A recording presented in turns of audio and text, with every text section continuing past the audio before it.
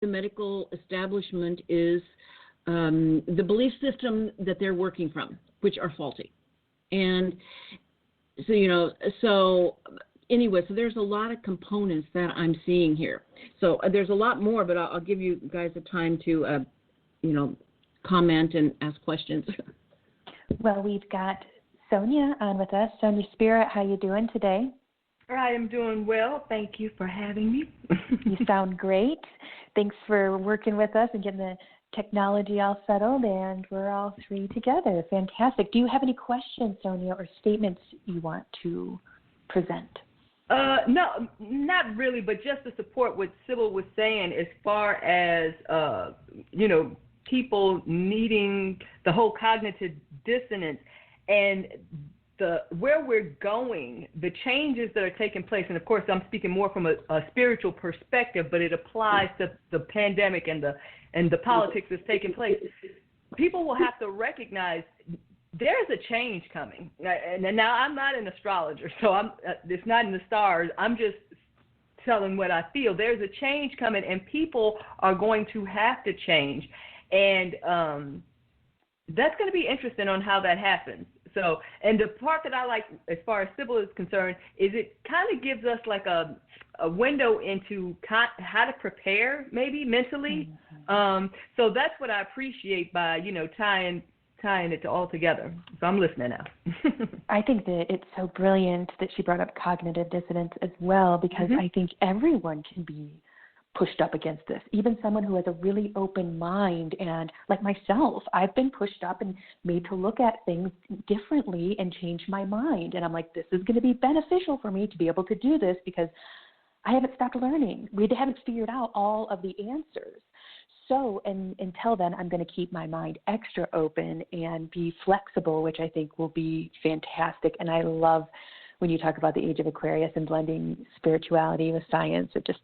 I love the energy of both of those working together, because it's pretty powerful, just like the yin yang or the masculine feminine. It's just got this magic together. So I'm excited for this age of Aquarius, but that's all I wanted to state. And I'll hand it back over to Sibyl. Okay, great. Oh, thank you.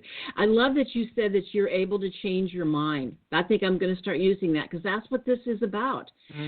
When new information comes in, being open to changing your mind, because we don't know. Who is it who said, I think they said it was Socrates, who said, true, what is it? I can't remember. The key to wisdom is knowing that you don't know. Or the beginning of wisdom, that's it. The beginning of wisdom is knowing that you don't know. Love that, man. Sonya does too. We're all fans here. Yes, he's got absolutely. a fan club here. We're his groupies. Okay. Yes. All right. Okay. All right. So the next place I want to go is the Jupiter-Pluto conjunction. Okay, and this has been going on, and it's going to be going on the rest of the year. They're traveling close enough to be in a conjunction. And Pluto, well, I talked about Pluto going retrograde. I've talked about Pluto before. Pluto is god of the underworld, and Pluto's always somewhere. And whatever sign he's traveling in, he is basically showing us, lifting the veil to show us the truth of whatever the sign that he's traveling through rules different areas of life. That's what I want to say. Whatever area of life he is traveling through. And he's traveling in Capricorn right now and has been for a while. And Capricorn rules the institutions that it's like the structure and the support of our civilization. Okay, Capricorn and Saturn are very much about structure. And so the structures that hold our civilization are, their governments, all institutions, governmental institutions, financial institutions, corporations, and the medical establishment. That is an institution. That is a structure. That is a framework which our healthcare professionals work within. And Pluto is, and I feel like this is the place that is really hard for people, because if we can't trust our doctors, who can we trust? And I want to say it's not the doctors, the majority of doctors that are actually providing care are working within what I'm going to call a corrupt structure. And it's a corrupt and it's faulty. It's faulty because it's based on some faulty information that didn't start out as bad. It's one of those things. That's the way all theories work. It's a theory until it is proven false. And unwilling to look at ways in which that structure is faulty. But I'm going to say corrupt in the way, and it's very clear now how the CDC, so many of our medical and governmental institutions are in bed with the petrochemical companies, the fossil fuel companies, the insurance companies, but mainly the petrochemical companies, because allopathic medicine treats, well, one of two ways. Either they cut you or they give you pills. Well, they're very good with surgery, but they have never, I've been a nurse for 40 years, and I've said this many times, they do not know how to treat chronic disease. And the reason is they have one treatment, which is medicine. Okay, and that is the big tie to the petrochemical companies. And so there's like what we call a medical industrial complex. And that is what is being challenged now because of the guidelines they are giving us. Who are they serving? There's a lot of craziness out there. And I'm certainly not saying that there are hot spots around the world where people are suffering. There are pandemics, but not everywhere. And these guidelines of everybody being, I've heard many doctors say we don't quarantine the healthy. We quarantine the ill. We quarantine those in high risk areas. We quarantine those that are symptomatic. Those that are not symptomatic, we want them to be exposed so that they develop herd immunity. This is the way. This is the how our immune system is strengthened, and so it's just so all of this is just making so little sense. And there's many doctors, I'm going to say, coming out now. Many doctors doing different videos, speaking out, saying the different ways that they are being, and I did hear a doctor talk about the CDC has put out a guideline, and the guideline is, and he said you can go on the CDC and see the letter that if COVID-19 is even suspected, to put it down as the cause of death. And I work in the elderly community. I am a hospice nurse. I've been doing hospice nursing quite a while now. I've been a nurse 40 years. And I don't work a lot. I work. I was working one day a week, and we have not one patient with that diagnosis. We have not one staff member. We go into nursing homes. There is not one patient. We have no nursing homes have it. So there's just, I don't know. There's a lot of manipulation of what is happening.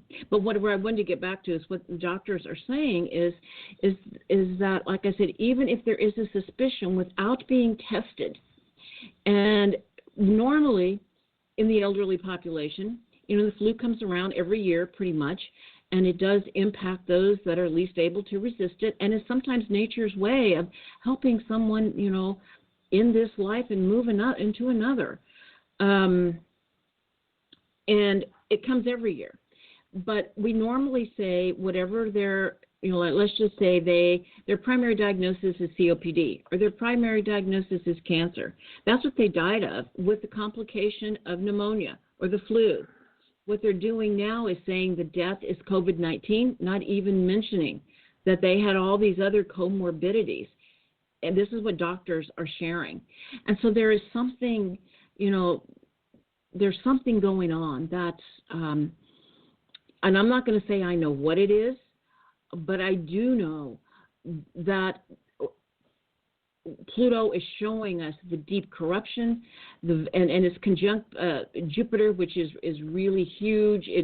Jupiter brings in, enlarges everything it touches, but it also shines a big light too. And that the veil of illusion of this collusion between and how corrupt this medical establishment has become, and how draconian and authoritarian, and doctors are, like I said, many doctors are beginning to wake up, and many doctors are speaking out now too, really questioning the guidelines that they're being given and what does this mean. So anyway, I just want to, okay, so that's, see if you want to ask any questions or comment. So good, Sibyl. Thanks for coming in and enlightening us. I'm curious, I just wanted to, it made me think of a thought that I had when all this first started, and I mean even before it hit here, when it was in Asia, I had read some random post from a friend of mine whose family member lives in China and was saying, hey, they're shutting down parishes, watch your medical supplies because there's going to be a mishap or a misfire in the production. They're closing down for I don't know how long. And so I remember thinking, this is kind of big. They're shutting down production.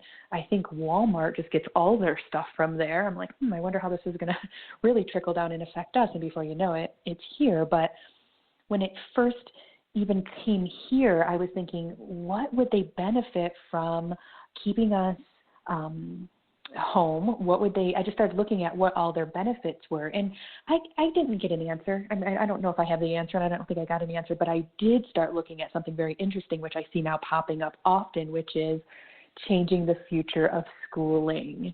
And I'm like, oh my God, of course they don't want us mingling and collaborating and talking and moving ideas around each other. They probably also don't want to pay the overhead of every single school in the state or country or however that all gets paid for. So I'm thinking, they're cutting their overhead, they're cutting their staff, they're still charging the parents X amount for taxes, even though we're not going to have this bill anymore. They're going to sit in their house and they're going to do schooling from there, and the teacher's going to teach on a screen. And I'm like, oh my God, they just cut all their overhead and cut down any collaboration or mingling that minds do when they get together, which often are noted to go against the establishment. So I'm just looking at this whole schooling thing and how they want to change it. And I think it might need to be changed temporarily just for safety, especially like Sibyl was saying, in these hot spots and things like this. But I don't know if we should keep kids away from each other because, and this is not to be cruel, but when I was in high school and the kids who were homeschooled until high school, their first time in a public school was 9th grade, which, how old are you then? 14, 15, something like that. I remember thinking they were so weird and odd and sheltered and had a really interesting persona of being around people and how they acted and responded. I just thought it was interesting. I didn't make fun of them. I just thought it was interesting. So I was thinking, they probably want us more like that, a little disoriented when we get around people, not really engaging too much, not really knowing how. So I'm going to hand it back over to Sonya. Do you have any questions or statements you want to state? Oops. Yes. Sorry about that. Well, yes. Just touching on what you were mentioning, Jennie, about the school aspect, because I look at the pandemic from a whole different perspective. But even from the school aspect, of course, it can be tied in spiritually because we're talking about consciousness. So if there is a need to, I understand the overhead, but there's a whole lot more to it. It's more, like you said, it's more disturbing the socialization aspect of it. People grow, okay? Their consciousness grow from interaction, okay? And the pain that people experience, like pain is love, that is all a part of our growth process. So if you take an element like that out where we're minimizing socialization, they're anticipating, whoever they are, to slowing down, because consciousness, with each generation, it's raised higher and higher and it's expanding. That's why babies know how to use cell phones, because, you throw it at them and they figure it out. I have a 1.5-year-old granddaughter who has no problem on YouTube. She can't even speak English. So, what I'm saying? But or any language for that matter. She says stuff, but I don't know what it is because she's not. Those skills are not developed, but her consciousness is developed. her language skills haven't even caught up to her consciousness. Okay. Incredible. Yeah, I know. That's something for another show, but you just gave me a thought. Okay. Back to